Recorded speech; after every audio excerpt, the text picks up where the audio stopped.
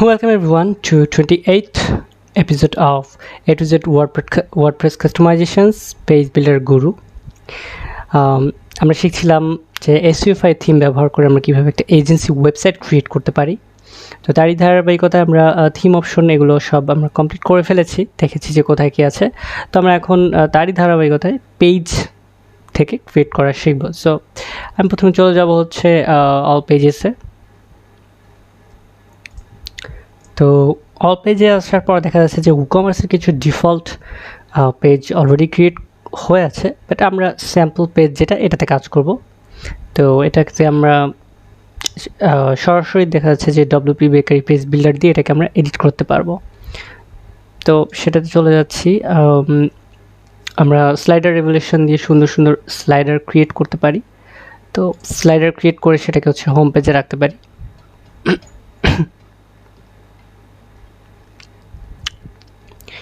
তো এই যে টাইটেল যে সেটিংসটা, এই সেটিংসটা হচ্ছে আমি যেটা বলেছিলাম যে এখানে কিছু পেজ সেটিংস আছে।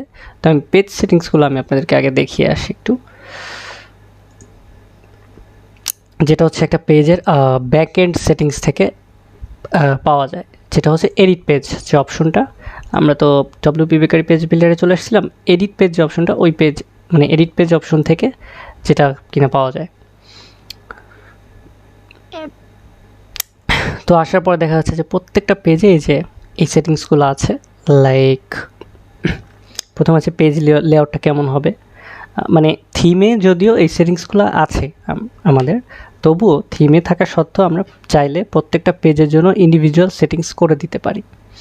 তো সেরকম একটা ব্যাপার যে পেজ লেআউটটা আমরা সিলেক্ট করতে পারবো যে লেফট রাইট মানে সাইড বার হবে কি না হবে, পেজ কালার হচ্ছে চেঞ্জ করবো কিনা, ডিফল্ট থাকা মানে হচ্ছে থিমে যেটা আছে সেটা অ্যাপ্লাই হবে, আর যদি কাস্টম করি তাহলে আমি অন্য কিছু অ্যাপ্লাই করতে পারবো। লোগো চাইলে এই পেজের জন্য লোগো চেঞ্জ করে দিতে পারি। হেডার চাইলে যেটা ডিফল্ট হেডার মানে থিম থেকে যেটা সিলেক্ট করা সেটা রাখতে পারি। আদারওয়াইজ আমরা অন্য কোনো হেডারও এক একটা পেজের জন্য, ইন্ডিভিজুয়াল পেজের জন্য অন্য কোনো হেডার সিলেক্ট করে দিতে পারি। ঠিক আছে, তারপরে হচ্ছে অথবা হাইডও করে দিতে পারি। পেজ টাইটেল এটা আমরা চাইলে শো করাতে পারি, হাইড করাতে পারি। তো যেহেতু এটা আমরা যখন আমরা হোম পেজ ক্রিয়েট করব তখন আমরা পেজ টাইটেলটা এভাবে অফ করে রাখবো। ফুটার চাইলে একই রকমভাবে অন অফ করে দিতে পারি। কপিরাইটও সেম অবস্থা আছে, অন অফ করে দিতে পারি। তো এই অপশনগুলো একটা পেজ থেকে মানে পেজের ব্যাক এন্ডের যে এডিট অপশনটা সেখান থেকে সেটিংস থেকে অপশনগুলো আমরা প্রত্যেকটা পেজের জন্য ইন্ডিভিজুয়ালি করতে পারছি। তো সেটিংসটা করার পরে আমি দেখা যাচ্ছে এই WP বেকারি পেজ বিল্ডারটা আবার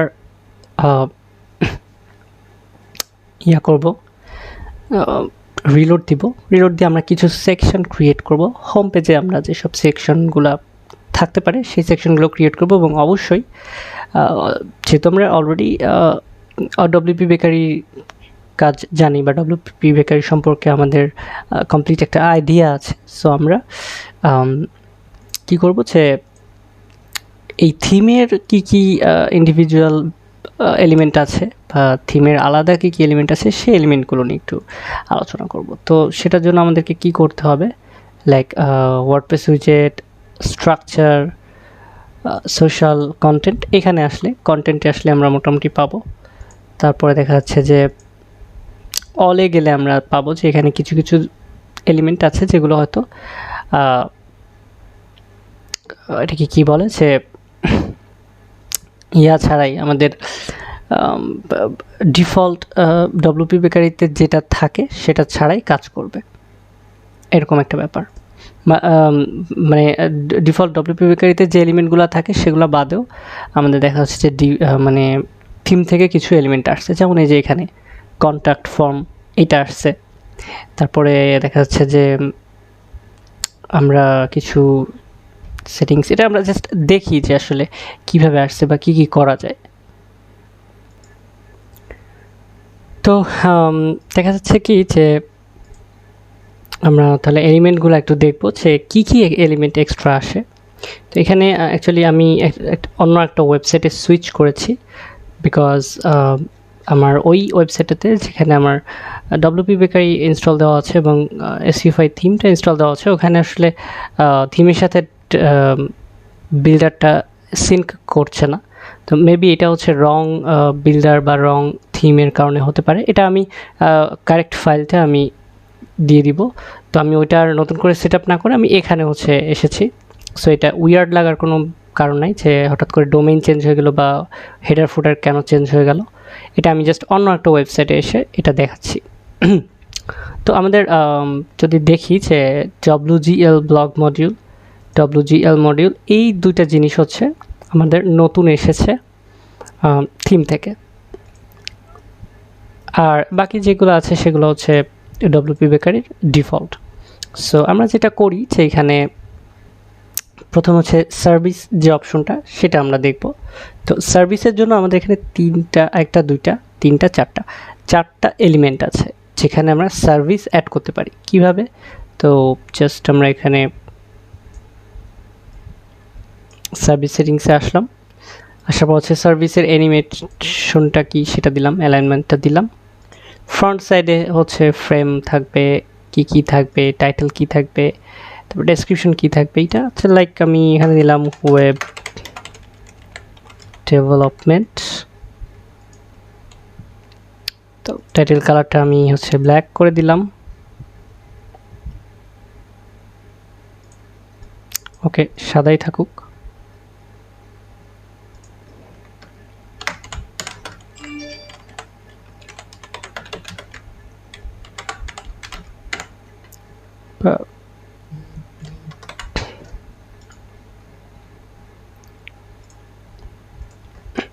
এটা জাস্ট আমি লিখে দিলাম, ঠিক আছে, একটা টাইটেল দিয়ে। ওকে, টাইটেল আর হচ্ছে টেক্সট দিয়ে এটা জাস্ট আমি লিখে দিলাম যে আমি আসলে জাস্ট অপশনগুলো দেখাচ্ছি যে কি অপশন থাকতে পারে বা কি হয় আর কি। তো এটা হচ্ছে ফ্রন্ট সাইড। ব্যাক সাইডে কি আছে? ব্যাক সাইডে আমি বলতে হচ্ছে যে হোভার করলে দেখা যাচ্ছে যে আরেকটা আসতেছে এবং সেখানে হচ্ছে ডিটেলস কিছু লেখা থাকবে যে অ্যাড রিড মোর বাটন, তারপর হচ্ছে লিঙ্ক থাকতে পারে আর অন্যান্য কিছু থাকতে পারে। মানে এটা হচ্ছে লাইকে কি বলে, এটা ফ্লিপ বক্সের মতো হয়তো বা কাজ করবে। তো এটা এক ধরনের স্লাইড মানে সার্ভিস আছে। তারপরে দেখা যাচ্ছে যে সার্ভিস 2 আছে, সেটা আমরা যদি দেখি যে একটু কেমন। আমি এখানে বিস্তারিত আলোচনা করছি না বিকজ আমরা অলরেডি ডব্লিউপি বেকারি সম্পর্কে ওয়েল এনাফ জানি। সো আমরা এটা খুব ইজিলি হচ্ছে করতে পারবো, যেটাকে বলে হচ্ছে খুব ইজিলি এটা নেভিগেট করে নিজেরা শিখে নিতে পারবো বা হচ্ছে এক্সপ্লোর করতে পারবো যে কোথায় কী করা যায়। তো আমি ডিটেলসে আর দেখাচ্ছি না বলতে আমি ডিটেলসে বর্ণনা করছি না যে কোথায় কী বা কী, এটা আপনারা নিজেরাই বুঝতে পারবেন, ঠিক আছে। তো এবং স্টাইলটা আমি এখান থেকে সিলেক্ট করে দিলাম, টাইটেল কালার, সাবটাইটেল কালার। দেখি এই সার্ভিসটা কেমন, মানে 4টা ধরনের সার্ভিস এখানে আছে, ঠিক আছে। তো সেই 4টা ধরনের সার্ভিসের কোনটা কেমন স্টাইল সেটা আমরা জাস্ট দেখতেছি এখানে। এটা তেমন একটা পছন্দনীয় স্টাইল লাগলো না আমার কাছে। তো সার্ভিস 4-এ যদি দেখি, সার্ভিস 4-এ দেখি কি অপশন আছে। ওকে, সার্ভিস 4-এ জাস্ট হচ্ছে টাইটেল অপশন আছে। তো এটা আমি দিই হচ্ছে SEO, নাম্বার হচ্ছে, সো নাম্বার দিয়ে দিই। তারপর হচ্ছে ব্যাকগ্রাউন্ড টাইপ হেক্সাগন বা হচ্ছে ফিগার, তো আমরা এটা হেক্সাগন দিয়ে দিই। তার হচ্ছে এই যে ফিগারও দিই, আচ্ছা ফিগার না দিয়ে হেক্সাগনই দিই। তারপর হচ্ছে আইকনের জায়গায় আমরা হচ্ছে আইকন সিলেক্ট করতে পারবো, ফন্ট দিয়ে সিলেক্ট করতে পারবো, লাইক ফন্ট আসাম সিলেক্ট করলাম এবং এখানে একটা আইকন দিয়ে দিলাম। দেখা যাচ্ছে যে SEO, তো search engine optimization related. So এটা দেখা যাচ্ছে যে আমি সার্চ আইকন বা অন্য যে কোনো একটা আইকন দিয়ে দিলাম। স্টাইলে গিয়ে হচ্ছে আমরা টাইটেল কালার কাস্টম ইউজ করতে পারি, কাস্টম আইকন কালার ইউজ করতে পারতেছি, এই অপশনগুলো আছে। সো এটা আমি জাস্ট একটু অ্যাপ্লাই করে দেখি যে কেমন লাগে দেখতে। ওকে, তো এই ক্ষেত্রে হচ্ছে সার্ভিসের একটা হেক্সাগন একটা ইয়ে আসছে, লেআউট আসছে, তার ভিতরে আমি আইকন এবং টাইটেল দিতে পারছি, আর 1 2 3 নাম্বার করে এরকম দেখা গেল 3টা সার্ভিস কোড দিতে পারছি। ঠিক আছে, তো আমরা আরেকটা অ্যাড করব, সেটা হচ্ছে সার্ভিস 3 মেবি বাদ পড়ে গেছে, সেটা একটু দেখব। ওকে, সার্ভিস 3টা হচ্ছে ম্যাক্সিমাম ইউজ হয়, যেমন আমরা এই যে এখানে যেটা দেখেছি এটা হচ্ছে সার্ভিস 3, এই যে এটা হচ্ছে সার্ভিস 3। তো এখানে কি হয়েছে, আমরা টাইটেল দিয়েছি লাইক ডিজিটাল মার্কেটিং, কন্টেন্ট দিলাম ব্লা ব্লা ব্লা, অ্যাড রিড মোর বাটন দিতে পারি, রিড মোর বাটনটা হবে হচ্ছে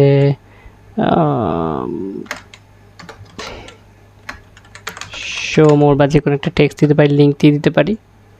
তারপরে আইকনটা হচ্ছে আমরা এখান থেকে ফন্ট বা ইমেজ সিলেক্ট করে দিতে পারি। এখানে যেটা আছে এটা হচ্ছে একটা ইমেজ, গিফ ইমেজ দেওয়া আছে, বা আমরা আইকনও দিতে পারি। সো এখানে ওটা যেহেতু মার্কেটিং, আমরা একটু সার্চ করি যে মার্কেটিং টাইপের কিছু আছে কিনা, শপিং টাইপের কিছু যে কোনো একটা আমরা দিতে পারি। সো এটা দিলাম। অ্যাড হেক্সাগন দিলে হচ্ছে এই রাউন্ডেড শেপটা হেক্সাগন হয়ে যাবে, মানে হেক্সাগন শেপে হয়ে যাবে মেবি।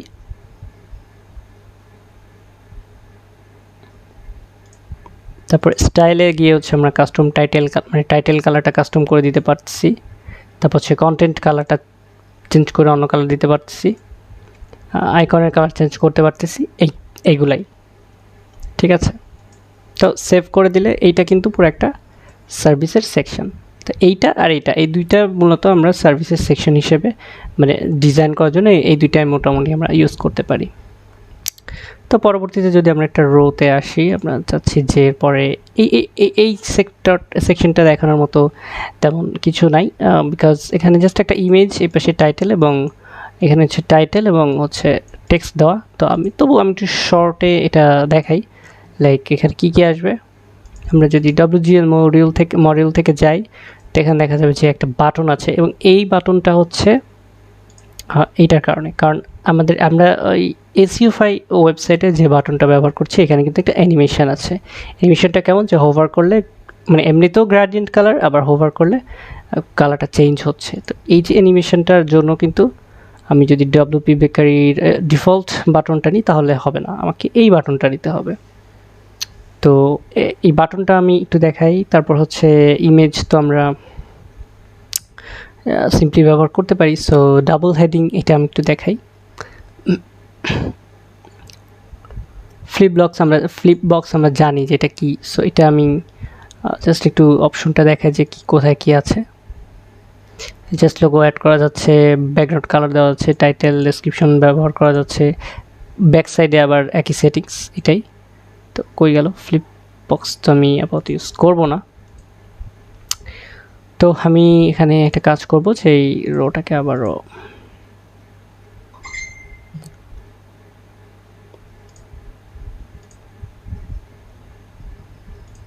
সেট করে নিলাম। এই পাশে আমি হচ্ছে এখন টাইটেল দিব,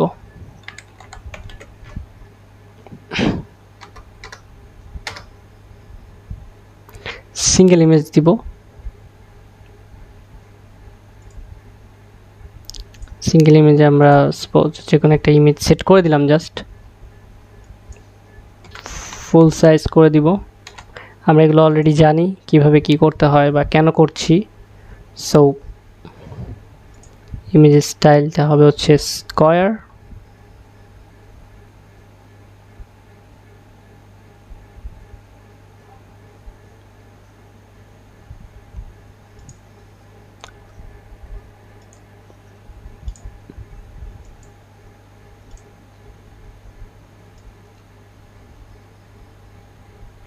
এলিমেন্টটা ড্রাগ অ্যান্ড ড্রপ করে আমি এখান থেকে এই পাশে নিয়ে আসলাম। এখানে আমরা হচ্ছে টাইটেল ব্যবহার করব। সো আবারও time tabs, timeline vertical, countdown timer,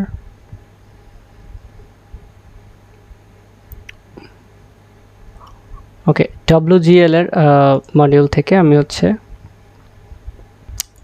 এখানে টাইনি ইমেজ আছে, তারপর হচ্ছে এখানে ডাবল হেডিংস আছে, আবার টেক্সট মডিউলও আছে। সো ডাবল হেডিংটা নিব। ডাবল হেডিংয়ে যেটা করা যায়, টাইটেল এবং সাবটাইটেল দুইটাই দেওয়া যায়। হোয়াই চুজ আস। সাবটাইটেলে হয়তো দিতে পারি যে we are the best. Alignment লেফটে থাকতে পারে, টাইটেল স্টাইল, এখানে আমরা ফন্ট সাইজ, লাইন হাইট এগুলো দিয়ে দিতে পারবো, কালার দিয়ে দিতে পারবো। সাবটাইটেলের স্টাইলও same, font size, font weight, তারপর হচ্ছে সাবটাইটেল কালার এগুলো দিয়ে দিতে পারবো।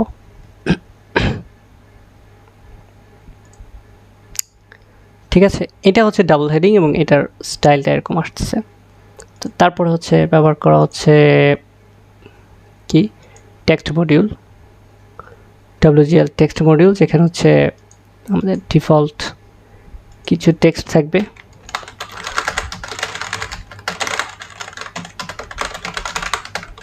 অ্যাকচুয়ালি আমি টাইপিংয়ে খুবই খারাপ, যার কারণে ইচ্ছা মতো যা আসতেছে তাই লিখতেছি। ওকে, এটা সেভ করে দিলাম জাস্ট। তো এরপরে যেটা আছে সেটা হচ্ছে WGL button.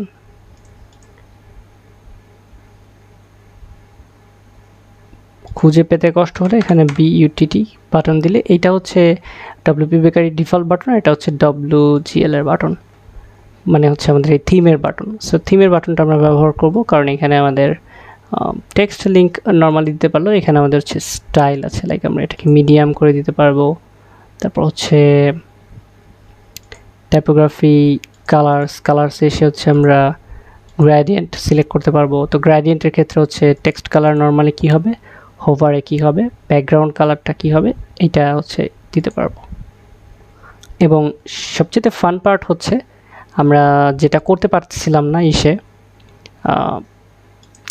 WP bakery page বিল্ডারের বাটনের ক্ষেত্রে যেটা আমরা করতে পারছিলাম না, সেটা হচ্ছে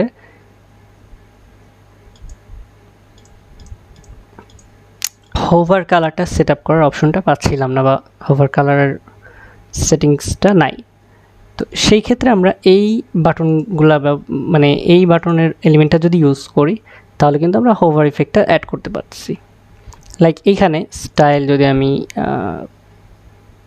কাস্টমে যাই, তো দেখা যাচ্ছে যে একটাই কালার, মানে ব্যাকগ্রাউন্ড এবং টেক্সট, বাট হোভার করলে কী কালার আসবে এটা কিন্তু এখানে নাই। ঠিক আছে, এটা আমাদের কি করতে হতো, এই যে কাস্টম সিএসএস করে ক্রিয়েট করতে হতো, বা এই যে ডিফল্ট দেখা গেলো যে কালারটা একটু ডিপ হয়ে যেত, এতটুকুই। বাট আমরা এইখানে থিমের যে বাটনটা আছে, এই বাটনটা দিয়ে কিন্তু পুরা হোভার একটা অ্যানিমেশন বা হোভার একটা স্টাইল ক্রিয়েট করতে পারছি। তো এইভাবে হচ্ছে আমরা এই যে অবশ্যই যেহেতু এটা এজেন্সি একটা ওয়েবসাইট ক্রিয়েট করব, এবং যেহেতু আমরা থিম ব্যবহার করব, তো আমাদেরকে বেশিরভাগ চেষ্টা করতে হবে যে আমরা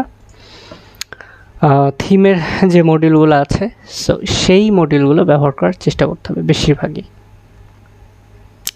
এখানে কিছু ব্লগ পোস্টের মডিউল আছে যেগুলো আমরা নিচে দিতে পারি, যে ব্লগ পোস্ট শো করবে কয়টা করে কলাম এবং বিভিন্ন গ্রিড। এই যে এখানে গ্রিড হবে না ক্যারসেল হবে, সেই অপশন সিলেক্ট করার অপশন আছে, মানে ওই যে যেখানে আমরা ব্লগ পোস্ট শো করি আর কি। টাইটেল দিলে দিতে পারি, না দিলে নাই। কন্টেন্ট হচ্ছে কয়টা কলাম থাকবে, এটা আমরা 3 কলাম করে দিতে পারি বা 4 কলাম করে দিতে পারি। কি কি হাইট থাকবে, শো থাকবে, এই অপশনগুলো আছে। ক্যারোসেলের সেটিংস আছে, যে ক্যারোসেলের যে বিভিন্ন মানে নিচে যে পেজিনেশনটা, এইটারও অপশন আছে। যে কোনো পেজিনেশন স্টাইল আমরা অ্যাড করে দিতে পারি, এই 5টার থেকে যে কোনো একটা। তো সেভ করে দিলে দেখি কি হয়। আই ডোন্ট নো পোস্ট আছে কি না এখানে কোনো, বাট পোস্ট নেই বিধায় কোনো পোস্ট শো করতেছে না অ্যাকচুয়ালি, বাট এটা খুবই হেল্পফুল এবং কাজে দিবে। ঠিক আছে, তারপর আর কিছু এলিমেন্ট আছে WGL থেকে যদি দেখি, লাইক ক্লায়েন্টসের অপশন আছে, টাইমলাইন আছে। টাইমলাইন সম্পর্কে আমরা অলরেডি জানি, তো এই থিম থেকে আমরা একটু দেখি যে টাইমলাইনে কি, এই মানে এইটার টাইমলাইনটা আসলে কেমনভাবে করা যায়।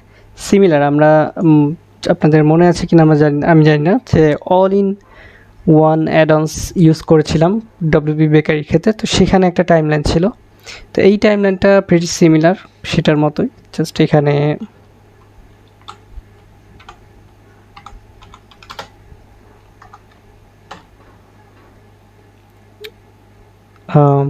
এক একটা করে ওইভাবে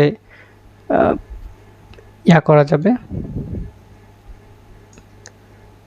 মেইন কালার, ওকে, থাম্বনেইলে ছবিও দেওয়া যাবে, সেই একটা ছবি দিই।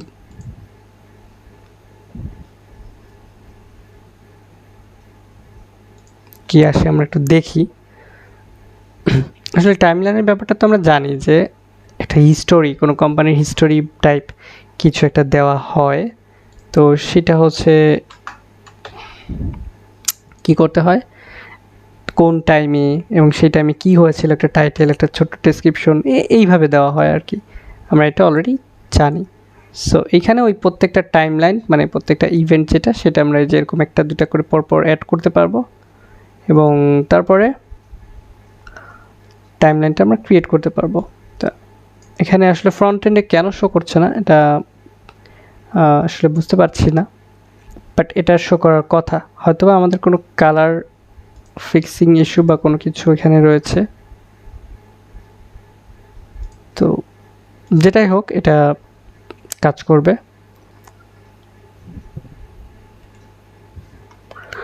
তো টাইমলাইন নিয়েও আমি আর বেশি কিছু এখানে বললাম না। টেস্টিমোনিয়াল, ক্যারসেল, ইনফোবক্স এগুলো আমরা সবগুলোই মোটামুটি জানি যে কীভাবে ইয়াগুলো অপশনগুলো মানে কীভাবে এই এলিমেন্টগুলো কাজ করে।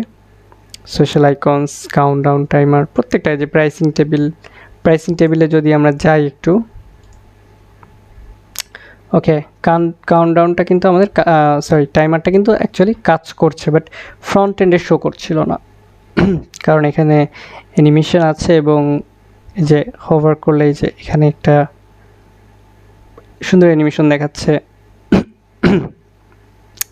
তো আমি অ্যাকচুয়ালি যেটা দেখাচ্ছি আপনাদেরকে যে বিভিন্ন পার্ট বাই পার্ট মানে এক একটা সেকশন করে দেখাচ্ছি, বা হচ্ছে এক একটা এলিমেন্ট নিয়ে কাজ করে দেখাচ্ছি যে এই এলিমেন্টগুলোতে কী আছে, কীভাবে কী আছে, মানে কীভাবে কী করা যায় এগুলো দেখাচ্ছি।